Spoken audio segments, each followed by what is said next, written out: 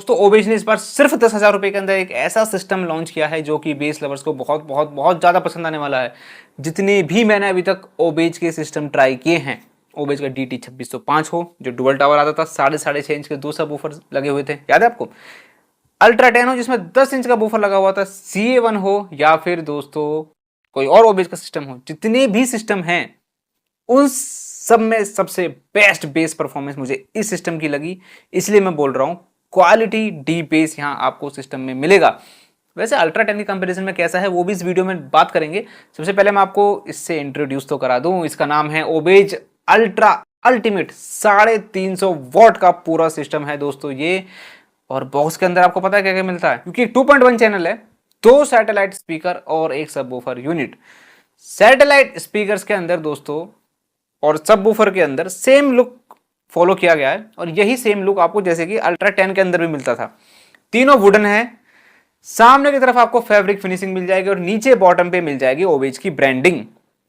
Satellite speaker के अंदर दोस्तों 4-4 इंच के बूफर यूज किए गए हैं और 2.5 इंच के paper cone tweeter. Subwoofer unit के अंदर दोस्तों आपको फ्रंट फायरिंग 8 इंच का सबवूफर मिल जाता है। बेस रिफ्लेक्स पोर्ट भी फ्रंट फायरिंग है और पीछे सारे कनेक्टिविटी ऑप्शंस जैसे कि HDMI, ARC, optical, AUX, FM भी मिल जाता है। आजकल वैसे FM सुनना थोड़ा लोगों ने बंद कर दिया है, लेकिन FM का दोस्तों मजा बहुत ही अलग है।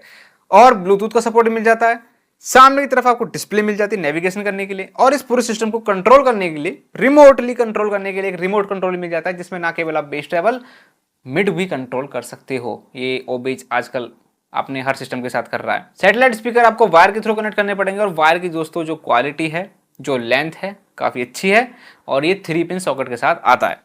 वैसे दोस्तों मैं आपको एक फायदा बताऊं, इसमें जो बेस रिफ्लेक्स पोर्ट सामने की तरफ दिया गया है फ्रंट फायरिंग, उसका फायदा दोस्तों ये है, अगर ये मान लो पैक फायरिंग होता तो आपको दीवार से एकदम आप बिल्कुल एकदम लगा के रख रहे हो उसको, तो उसमें दिक्कत आती।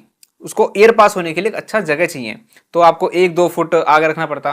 तो यहाँ पे ऐसा ये है कि अब आप दीवार से थोड़ा सा करीब भी रख सकते हो तो कोई दिक्कत नहीं आएगी। सबसे पहले दोस्तों बेस की बात कर लेता हूँ, जो कि सिस्टम की सबसे बड़ी हाईलाइट है।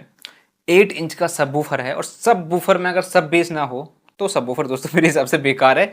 लेकिन दोस्तों यहाँ ऐसा नहीं है। कंपनी क्लेम करती है 45 हर्ट्ज तक ये डीप जा सकता है और वाकई डीप जा सकता है। और मैं इस बेस को बोलूंगा Thampi, very very very very Thampi. दोस्तों देखिए, अगर दो मैं सबवूफर लेता हूं और दोनों का बेस 45 हर्ट्ज तक डीप जाता है, ऐसा कंपनी बोलती है, ठीक है। लेकिन दोस्तों दोनों थम्पी हों ये जरूरी नहीं, क्योंकि हो सकता है एक सबवूफर में लो एंड बूस्टेड हो और दूसरे सबवूफर में लो एंड से ज्यादा मिड बेस और अपर बेस बूस्टेड हो, तो उस बेस को हम हार्ड बोल सकते हैं, थोड़ा सा ओवर हार्ड लगेगा। हो सकता है आपको बीट्स बड़ी सॉलिड लगे एकदम हथौड़े की तरह, लेकिन दोस्तों वो थम्पी नहीं है। थम्पी के लिए दोस्तों लोअर बेस जो है उस पर थोड़ा सा फोकस हमारा जाना चाहिए, वो अच्छा फील होना चाहिए, जिससे कि बेस थोड़ा सा सॉफ्ट भी लगे, बहुत ज़्यादा हार्ड ना हो और इतना ज़्यादा सॉफ्ट भी ना हो।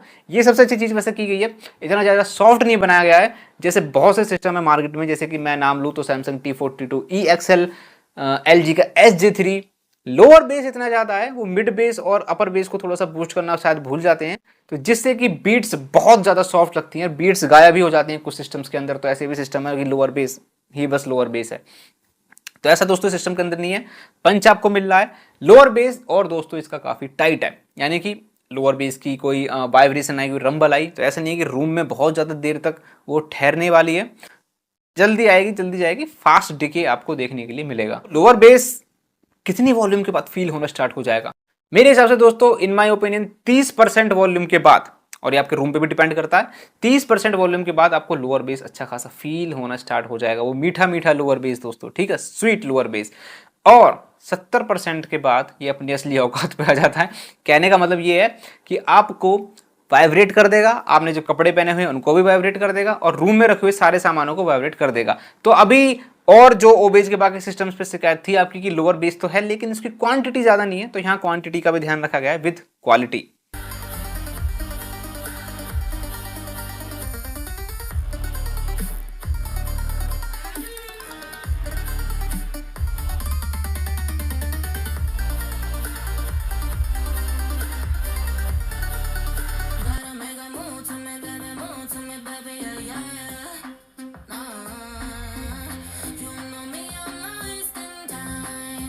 Secrets not to hide. You gotta show me love.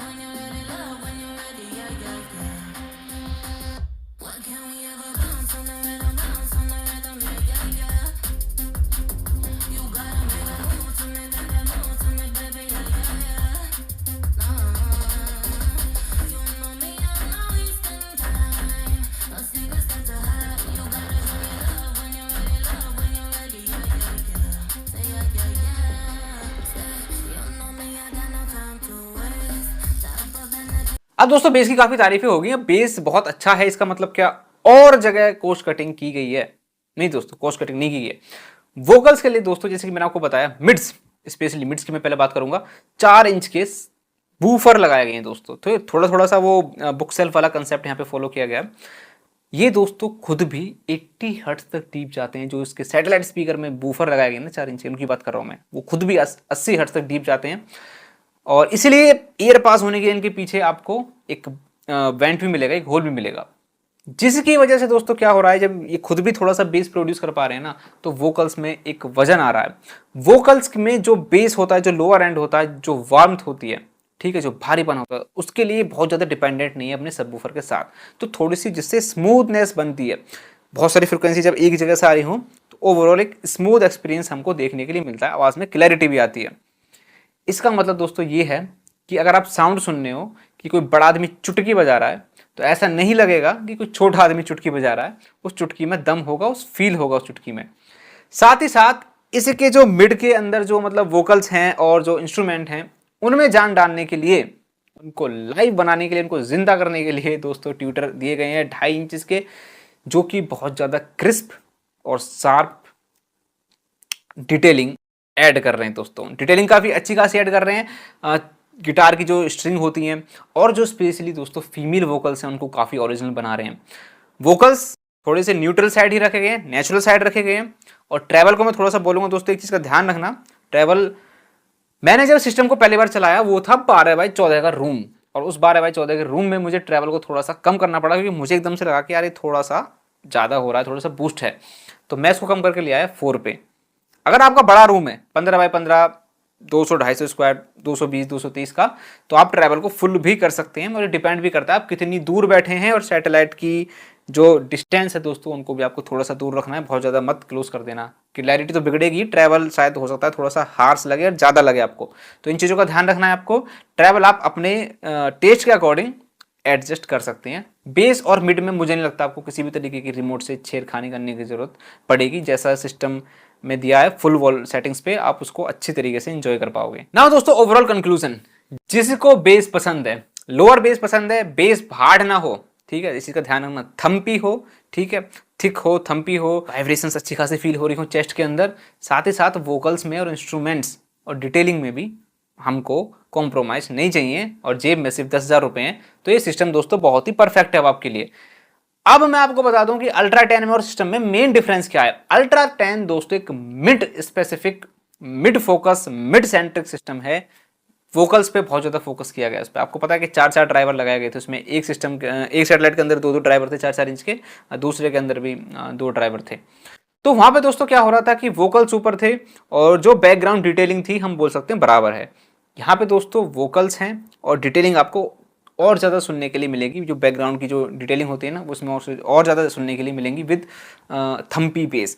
उसका जो बेस था बहुत ज़्यादा थम्पी नहीं था, लोअर एंड आपको पता है कि वो जो उसका बेस था हार्डली 55-50 हर्ट्ज तक जा रहा होगा, और उसमें भी दोस्तों बहुत कंट्रोल था, वो लिमिटेड था, वहाँ वेल बैलेंस बेस था। तो जिसको बहुत ज़्यादा लो एंड वाले रंबल्स पसंद नहीं है, मिड स्पेसिफिक सिस्टम चाहिए, मिड डायलॉग्स का ज़्यादा काम है, वो उस सिस्टम को ले सकता है।